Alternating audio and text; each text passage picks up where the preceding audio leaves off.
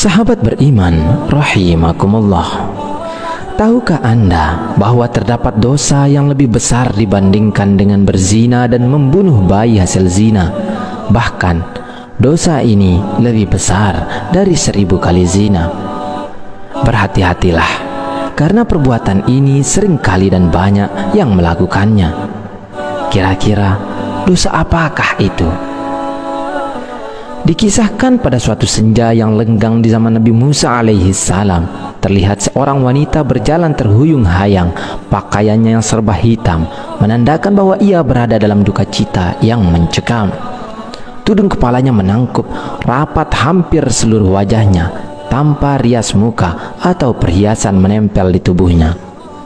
Kulit yang bersih, badan yang ramping, dan roman mukanya yang ayu tidak dapat menghapus kesan kepedihan yang tengah meroyak hidupnya. Ia melangkah terseret-seret mendekati kediaman rumah Nabi Musa alaihi salam. Diketuknya pintu perlahan-lahan sambil mengucap salam. Maka terdengarlah ucapan dari dalam, "Silahkan masuk."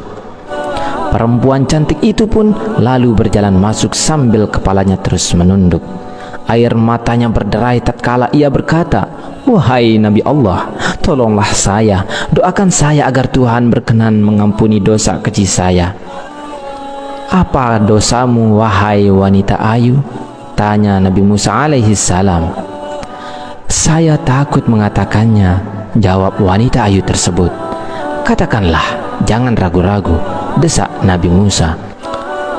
Maka perempuan itu pun secara ketakutan bercerita, "Saya telah berzina." Kepala Nabi Musa terangkat, hatinya tersentak. Perempuan itu pun meneruskan ceritanya, "Dari perzinaan itu saya pun hamil. Setelah anak itu lahir kemudian saya langsung mencekik lehernya sampai meninggal," ucap wanita itu seraya menangis sejadi-jadinya. Mata Nabi Musa pun berapi-api, dengan muka berang ia menghardik, "Perempuan celaka, pergi kamu dari sini, agar siksa Allah tidak jatuh ke dalam rumahku karena perbuatanmu," teriak Nabi Musa sambil memalingkan wajah karena jijik. Perempuan berwajah ayu dengan hati bagaikan kaca membentur batu yang hancur luluh lantah segera bangkit dan melangkah surut. Ia menangis terangguk-angguk dan keluar dari rumah Nabi Musa alaihissalam. Ratap tangisnya amat memilukan. Ia tak tahu harus kemana lagi hendak mengadu. Bahkan ia tak tahu kemanakah kakinya akan melangkah.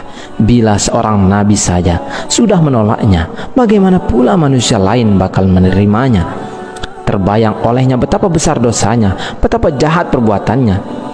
Setelah wanita ayu keluar dari rumah Nabi Musa, malaikat Jibril pun turun mendatangi Nabi Musa. Malaikat Jibril lalu bertanya, "Mengapa engkau menolak seorang wanita yang hendak bertaubat dari dosanya? Tidakkah engkau tahu dosa yang lebih besar daripadanya?" Nabi Musa pun terperanjat. Dosa apakah yang lebih besar dari kekejian wanita pezina dan pembunuh itu? Maka Nabi Musa dengan penuh rasa ingin tahu bertanya kepada malaikat Jibril, "Betulkah ada dosa yang lebih besar daripada perempuan yang hina itu?" "Ada," jawab malaikat Jibril dengan tegas. "Dosa apakah itu?" tanya Nabi Musa yang kian penasaran. "Orang yang meninggalkan sholat dengan sengaja dan tanpa menyesal," jawab malaikat Jibril. "Orang itu dosanya lebih besar daripada 1000 kali berzina," lanjut malaikat Jibril. Mendengar penjelasan ini, Nabi Musa kemudian memanggil wanita tadi untuk menghadap kembali kepadanya. Ia mengangkat tangan dengan khusyuk untuk memohonkan ampunan kepada Allah Subhanahu wa Ta'ala untuk perempuan tersebut. Nabi Musa menyadari orang yang meninggalkan sholat dengan sengaja dan tanpa penyesalan adalah sama saja seperti berpendapat bahwa sholat itu tidak wajib dan tidak perlu atas dirinya. Berarti ia seakan-akan menganggap remeh perintah Allah Subhanahu wa Ta'ala itu. Bahkan seolah-olah menganggap Allah Subhanahu wa Ta'ala tidak punya hak untuk mengatur dan memerintah hambanya. Sedangkan orang yang bertaubat dan menyesali dosanya dengan bersungguh-sungguh berarti masih mempunyai iman di dadanya dan yakin bahwa Allah itu ada. Itulah sebabnya Allah pasti mau menerima kedatangannya.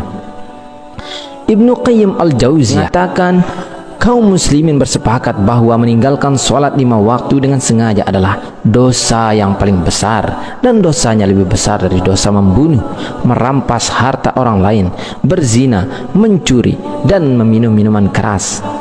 Orang yang meninggalkan akan mendapat hukuman dan kemurkaan Allah Subhanahu wa Ta'ala, serta mendapatkan kehinaan di dunia dan akhirat.